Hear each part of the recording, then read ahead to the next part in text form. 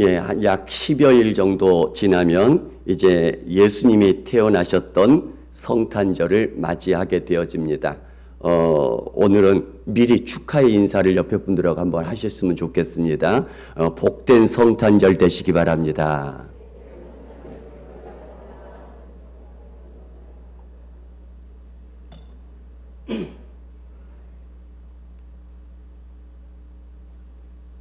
예, 그래서 오늘은 예수님이 태어나시기 이전부터 말씀들을 우리가 다시 한번 쭉 이렇게 따라가면서 보도록 하겠습니다. 하나님께서 천사 가브리엘을 보내셔서 갈릴리 나사렛 동네에 다윗의 자손 요셉과 약혼한 처녀 마리아에게 찾아가셔서 하나님의 은혜를 전하는 말씀이 오늘 본문의 말씀입니다. 자, 그런데 갈릴리 나사렛이라는 동네, 마리아가 지금 그곳에 살고 있었습니다. 그런데 이 갈릴리 나사렛이라는 동네는 우리가 나중에 보면 말씀에도 나옵니다만 나사렛에서 무슨 선한 것이 날 수 있느냐 이렇게 유대인들이 말하지 않습니까? 다시 말하면 예수의 고향인 나사렛을 폄하하고 있습니다. 그게 바로 당시 유대인들의 그 동네에 대한 인식이었습니다. 북쪽 이스라엘이 멸망 후에 북쪽 이스라엘 북쪽 땅들은 전체 이방인의 땅들처럼 변해버렸습니다. 혼합 정책으로 인해서 아수르의 혼합 정책으로 인해서 이방인과 유대인들이 막 섞이게 되었죠. 그래서 사마리아가 그 북쪽 땅의 수도인데 우리가 잘 아는 것처럼 사마리아인들 안 만나려고 하지 않았습니까? 이방인 취급하지 않습니까? 죄인 취급하지 않았습니까? 북쪽 땅 모든 땅이 그래 되어버렸었습니다. 그런데 마카비 정권이 들어서면서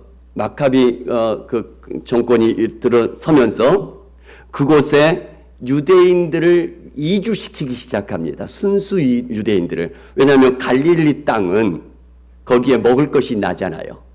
예루살렘은 너무 척박한 땅이고요. 그런데 이방인들에게서 소출이 나게 되는 것을 자기네들이 또 갖다 먹기도 뭔가 좀 걸리지 않습니까? 그래서 그쪽에 순수한 유대인들을 이주시켜서 예수님 당시에 보면 그래서 갈릴리 땅이 북쪽 사마리아보다 더 북쪽인데도 유대인들이 있게 된 배경이 되는 것입니다.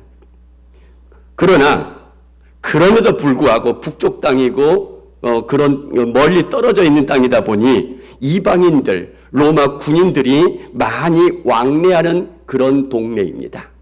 때문에 유대인들이 거주하고 있지만 여전히 유대인들의 인식 속에서는 전통적이거나 역사적인 동네로 취급해주지 않습니다. 천히 여기고 있는 것이죠. 그게 바로 이 갈릴리 땅이며 나사렛 동네가 되어지는 것입니다. 그리고 이 마리아, 다윗의 자손 요셉과 약혼한 처녀라고 얘기를 했습니다. 처녀이니까 젊습니다. 그리고 가난합니다. 우리가 나중에 보면은 가난하고 그런 모습들을 발견하게 되고요. 그리고 여자입니다. 왜 이게 문제가 되냐면 하나님의 큰 사명을 감당하는데 유대인들의 전통에 있어서는 거리가 먼 사람이란 얘기입니다. 우리가 많이 들어본 것 중에 내가 이방인이 아닌 것을 감사합니다. 내가 여자가 아닌 것을 감사합니다. 유대인들은 이런 기도를 하고 있었단 얘기죠. 그러니까 지금 이렇게 하나님의 큰 사명을 감당하기에는 이 마리아라는 이 여자는 젊었고 가난하고 여자였기 때문에 유대인들의 인식 속에서는 은혜를 받을 자가 아니다 이렇게 취급하는 그런 부류에 속했단 얘기입니다. 그럼에도 불구하고 하나님의 은혜를 받을 자로 하나님께서 천사 가브리엘을 보내서 찾아가신 것은 다른 사람들이 인정하지 않는다고 해서 하나님의 은혜와 거리가 멀다 이렇게 여길 수는 없다는 얘기입니다. 아무리 연약하고 부족한 사람이라 하더라도 하나님의 크신 은혜 앞에는 언제든지 누구에게든지 열려 있다라는 것을 믿으시기 바랍니다. 여러분 모두에게도 하나님의 크신 은혜가 임할 수 있기를 주님의 이름으로 축복합니다. 내가 아무리 가난해도 상관없습니다. 내가 아무리 나이 많고 내가 나이가 적고 상관없습니다. 내가 못 배워도 상관없습니다. 내가 어떤 상황에 있다 할지라도 하나님의 크신 은혜 아래에서는 차별이 없는 것을 믿으시기 바랍니다. 하나님께서 원하시면, 하나님께서 기뻐하시면 어느 누구에게든지 어떤 사람에게든지 하나님의 은혜가 임하게 될 줄 믿으시기 바랍니다. 자, 그러면 이 마리아를 찾아가서 천사가 얘기합니다. 은혜를 받을 자여 평안할지어다. 주께서 너와 함께 하시도다. 그리고 또 얘기를 합니다. 마리아여 무서워하지 말라. 내가 하나님의 은혜를 입었느니라. 보라 내가 잉태하여 아들을 낳으리니 그 이름을 예수라 하라. 이렇게 말씀하십니다. 자, 이 말씀 속을 쭉 여러분들이 이어보시기 바랍니다. 은혜를 받은 자여. 그 말은 하나님의 은혜를 입은 자라는 말이 되는 것이고요. 은혜를 받은 자, 하나님의 은혜를 입은 자는 어떤 사람이냐? 내가 잉태하여 아들을 낳을 것이다. 이게 다 연결되어지는 하나의 말씀인 것을 보게 되어집니다. 자, 그러면 아들을 낳은데 그 아들의 이름을 예수라 하라. 이게 무슨 의미가 있느냐? 예수라는 이름은 그 당시에 아주 흔한 이름이었습니다. 이 이름은 구약에서 히브리어 이름으로는 여호수아라는 이름입니다. 이름의 뜻은 하나님이 구원하신다. 이런 의미가 되는 것이죠. 여호수아는 백성들을 가나안 땅에 정착하도록 인도했던 하나님의 사람이죠. 예수님은 영원한 생명의 땅으로 인도할 하나님의 아들입니다. 그러면서 이 예수에 대해서 이렇게 얘기를 합니다. 큰 자가 되고 지극히 높은 이의 아들이라 일컬어질 것이요 다윗의 왕위를 그에게 주시리니 영원히 야곱의 집을 왕으로 다스리실 것이며 그 나라가 무궁하리라. 이렇게 말씀하십니다. 이 말씀은 사무엘하 7장 16절의 말씀을 그대로 성취하시겠다. 이런 말씀이 되는데요. 사무엘하 7장 16절에 이렇게 말씀하십니다. 내 집과 내 나라가 내 앞에서 영원히 보존되고 내 왕위가 영원히 견고하리라 하셨다 하라. 다윗의 왕위를 계속해서 이어가게 할 것인데 바로 이 하나님의 약속이 성취하여 영원한 나라를 이루어지게 하고 영원한 나라를 다스리게 하실 바로 그분으로 예수를 보내주실 것이다 라고 약속하십니다. 그래서 결국은 그 예수의 이름으로 사람들이 고침을 받기도 했었고요. 사탄들은 쫓겨나가게 됐었고요. 죄악들은 용서함을 받게 되어집니다. 그 예수의 이름으로 하나님의 나라가 임하게 되는 것들을 보게 되어집니다. 그 나라가 영원하게 될 것이란 얘기죠. 하나님의 크신 구원의 계획을 이루는데 바로 이 예수의 이름으로 이루어지게 될 것이는데 바로 이 하나님의 크신 구원 계획을 이루는데 쓰임받게 될 마리아가 은혜받은 자란 얘기입니다. 그 아기 예수가 태어나야 하는데 그것에 쓰임받는 자가 바로 마리아 은혜받은 자란 얘기입니다. 다시 말하면 하나님의 크신 계획들, 하나님의 크신 이끌어 가심을 이루어 드리게 만들어 가는데 쓰임받는 도구들, 그 사람들이 하나님의 은혜받은 자다라고 말씀하고 있다는 얘기입니다. 자, 그렇다면 이 하나님의 은혜받은 자라고 하면서 마리아에게 지금 말씀해 주시는데 이게 저절로 이루어지지는 않습니다. 마리아가 이렇게 대답합니다. 나는 아직 남자를 알지 못하는 처녀인데 잉태하여 아들을 낳을 것이라는 말씀, 이게 무슨 말입니까? 이런 얘기죠. 그런데 이 말씀을 기록한 사람은 누가입니다. 누가의 직업이 무엇이죠? 의사입니다. 누구보다도 의학적으로 남자를 알지 못하는 처녀가 잉태하여 아들을 낳을 것이라는 것이 불가능하고 비이성적이고 비합리적인 이런 사실을 의사인 누가는 누구보다 더 잘 알고 있었음에도 불구하고 이것을 사실로서 자신이 쓴 누가복음에 버젓이 기록하고 있더란 얘기입니다. 왜 그랬을까요? 누구보다도 의사이기 때문에 더 잘 알지 않습니까? 이게 말이 안 된다라는 거.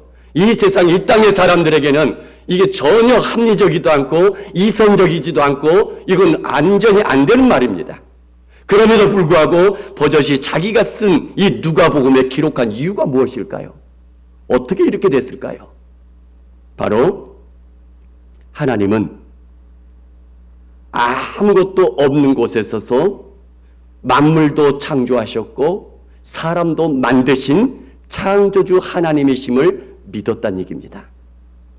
그 창조주 하나님은 처녀의 몸임에도 불구하고 얼마든지 아기를 창조할 수 있다라는 것을 알았기 때문에 그대로 보도를 하고 있다는 얘기입니다. 하나님의 말씀은 우리의 이성을 뛰어넘을 때가 많습니다. 하나님의 말씀은 우리의 모든 합리적인 것들을 뛰어넘을 때가 많습니다. 우리 하나님의 말씀은 우리의 모든 상식적인 것들을 뛰어넘을 때가 많습니다. 이것을 일컬어서 우리는 기적이라고 얘기한다는 얘기입니다. 성경에는 수많은 하나님의 기적들이 있습니다.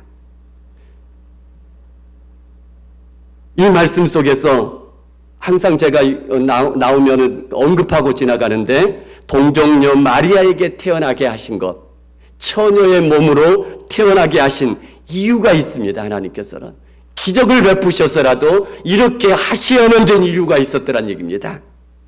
바로 모든 아담의 후손들은 아담의 원죄를 이어받게 되어 있습니다.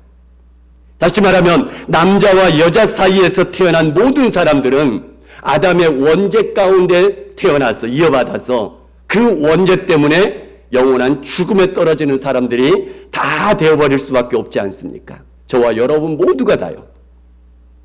그러나 예수님은 남자 없이 성령의 능력으로 인해서 처녀의 몸에서 태어나심으로 인해서 아담의 후손이 아니라 여자의 후손으로 태어나게 되더란 얘기입니다. 그래서 원죄를 이어받지 않고 죄 없이 태어나시게 만드신 것입니다. 그래서 모든 죄인된 인간들을 대신해서 죄값을 치러줄 자격을 갖추고 태어나게 만들어 주셨다는 얘기입니다. 왜냐하면 자신도 죄인이면서 다른 죄인을 대신해서 죄를 갚아준다 말할 수가 없게 되거든요. 죄 없는 사람이 죄 있는 사람을 대신해서 죄를 갚아줄 수가 있지 않겠습니까? 바로 그 자격의 문제 때문에 처녀의 몸으로 태어날 수밖에 없다는 얘기입니다.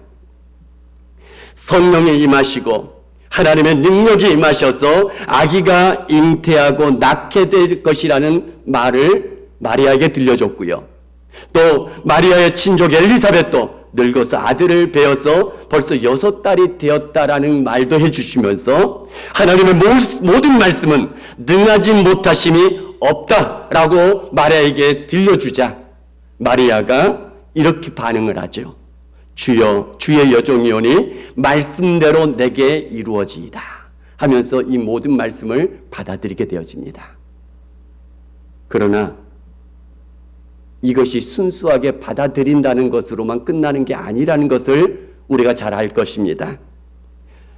이러한 성령에 잉태되는 놀라는 하나님의 기적, 하나님의 능력과 역사, 이것을 알지 못하는 사람들에게는 이러한 사실들을 말해도 믿지 못하고 받아들이지 못하는 그런 사람들에게는 마리아는 정혼한 요셉을 두고 혹시 누군가와 간음해서 아기를 갖게 되었다고 생각할 것이고요. 그래서 사람들은 조롱하게 될 것이고요. 어쩌면 마리아는 약혼도 파기될 수도 있을 것이고요. 그렇게 난 다음에 태어날 아기는 부정하게 태어난 아기라고 놀림받으면서 내내 자라게 될 것이고요. 또는 심하면 돌을 던져 죽음에 이르게 할 수도 있는 그런 상황임에도 불구하고 마리아는 말씀대로 내게 이루어지이다 하고 받아들였다는 얘기입니다. 은혜를 받아들인다라는 것은 이런 모든 어려움과 수모까지도 각오하면서 받아들이는 것입니다. 하나님의 은혜를 자기 것으로 받아들이면서 하나님의 위대한 구원 계획을 이루어 드리는 데는 쓰임받는 거룩한 도구가 되어 드리는 것은 내가 마음으로 받아들여야지 이것으로 끝나는 것이 아니더란 얘기입니다. 은혜를 받은 자, 하나님의 커다란 은혜의 도구로 쓰임을 받는 자, 그 은혜가 내가 그렇게 마음 먹는 것으로만 저절로 이루어지는 것이 아니란 얘기입니다. 하나님의 은혜가 내게 임했다고 해서 그냥 그것이 완전히 성취되어지는 것은 아니더란 얘기입니다. 때로는 그것을 받아들임으로 인해서 더 큰 고통과 번민으로 이끌어갈 수 있음에도 불구하고 그것까지 각오하면서 받아들이며 감당해내는 것입니다. 물론 결국에는 이 모든 어려움들을 다 겪어낸 이후에 하나님의 놀라운 축복의 도구가 되었다라는 것을 본인도 체험하게 될 것이고 선포하게 될 줄 믿습니다. 다윗을 보시기 바랍니다. 이스라엘 왕으로 사무엘을 통하여서 기름 부음을 받았습니다. 그런데 기름 부음을 받고 난 이후에도 약 10여 년 동안을 자기를 죽이겠다고 쫓아다니는 그 사울 왕을 피해 다니면서 온갖 고통들을 다 감내해 내고 난 후에, 견뎌낸 후에 진정한 이스라엘 왕으로 세워지게 되더란 얘기입니다. 출애굽한 이스라엘 백성들을 보시기 바랍니다. 애굽의 종살이에서 건짐받고 탈출해서 이제는 약속의 땅에서 하나님 나라를 이루고 하나님의 백성으로 살게 해 주실 것이다 하면서 이끌어내 주심을 받았습니다. 그런데 곧바로 그 땅에 들어가는 것이 아니라 광야 40년 동안의 그 고통의 시간들을 견뎌내는 그 시간들이 있더란 얘기입니다. 그 모든 고통스러운 광야 생활을 다 감내한 후에, 견뎌낸 후에 마침내 약속의 땅에 하나님의 나라를 이루면서 살게 해 주시더란 얘기입니다. 예수님도 보시기 바랍니다. 구원자로서 메시아로 그리스도로 이 땅에 오셨습니다. 그럼에도 불구하고 십자가의 죽음의 고통을 통과해야만 하더란 얘기입니다. 그 후에 하나님께서 그 죽음에서 살리셔서 모든 이름 위에 우뚝 서게 만들어주셨고 모든 무릎이 예수의 이름 앞에 꿇게 만들어주시더란 얘기입니다. 하나님의 놀라운 능력의 도구로 쓰임받는 은혜 받은 자, 십자가를 지는 심정으로 말씀대로 이루어지이다 받아들여야 된다는 얘기입니다. 어렵고 고통스럽더라도 말씀대로 감당해내야만 하더란 얘기입니다. 고통의 터널을 다 지난 후에는 이렇게 고백할 수 있을 것입니다. 결국엔 하나님께서 이루셨습니다. 결국엔 하나님의 은혜였습니다라고 고백하게 될 줄 믿습니다. 하나님의 은혜를 받은 자 다 되시기 바랍니다. 그러기 위해서는 그 말씀을 붙들고 말씀대로 살아가려고 감당해내려고 온전히 감당해낼 수 있는 그런 하나님의 사람들이 되어야만 됩니다. 말씀대로 감당할 때는 때로는 어려울 것입니다. 때로는 힘들 때도 많을 것입니다. 때로는 고통스러울 때도 있을 것입니다. 그러나 그 말씀대로 여전히 감당해낼 때에 하나님의 이 은혜를 마침내 이루는 그런 하나님의 사람들, 하나님의 축복된 종들이 다 될 줄 믿습니다. 우리 모든 인생이 다 지나고 우리 주님을 만날 그때까지 끝까지 하나님의 말씀 붙들고 감당해내면서 살아갈 수 있는 그런 거룩한 은혜를 이루어가는 하나님의 사람들 다 될 수 있기를 주님의 이름으로 축복합니다.